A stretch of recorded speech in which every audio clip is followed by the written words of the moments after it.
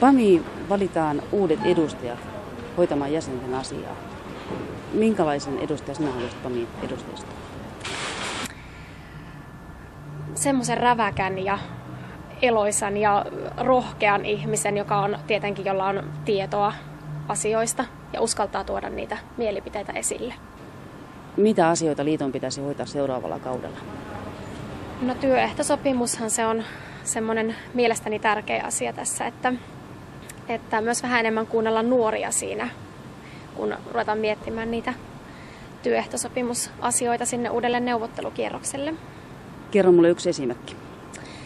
No palkkahan se on meillä nuorilla se semmoinen, joka herättää keskustelua.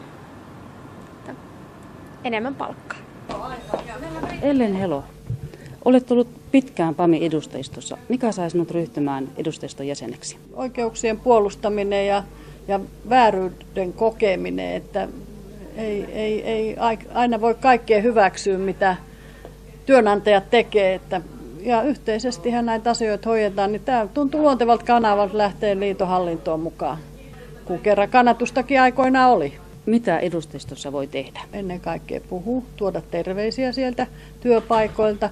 Joskus edustajiston jäsenet sanoo, että ei hän voi siellä puhua, kun hänen asiat on niin pieniä. Niitä kun tuo yhteiseen saliin, niin useasti huomataan, että ne onkin niitä samoja pieniä asioita ja niistä kertyy isoja asioita ja sitten niitä viiää edelleen työstettäväksi ja neuvottelupöytiin ja sitä kautta niitä asioita saadaan parannettua. Mitä hyvää PAMi sai aikaan tällä edellisellä edustajistokaudella?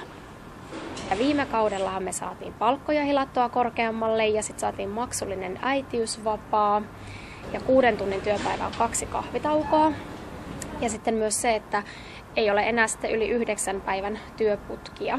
Eli 9 päivää on se maksimi, mitä tehdään sitten. Kun PAMi perustettiin, niin meidän tahtotila oli se, että pystytään toimimaan yhdessä ja saadaan semmoinen saumaton iso liitto, missä on yksityisen puolen palvelualat laajasta laitaa. Ja yhtenä tavoitteena oli siivoojien palkkatason nostaminen. Se on sitten saatu viime syksynä puihin se, että tehtiin tämmöinen pitkän tähtäimen suunnitelma siitä. Ja se on myös semmoinen aika iso asia. Mitä sinä haluat uusilta edustajilta? Ainakin sitä, että tulevassa edustajistossa olisi enemmän nuoria. Ja heillä on niitä rohkeita mielipiteitä sitten ja paljon uusia ideoita. Toki asiat on nyttenkin jo hyvin, mutta aina kaivataan sitä uutta verta. Miten yksittäisen pamilaisen näin?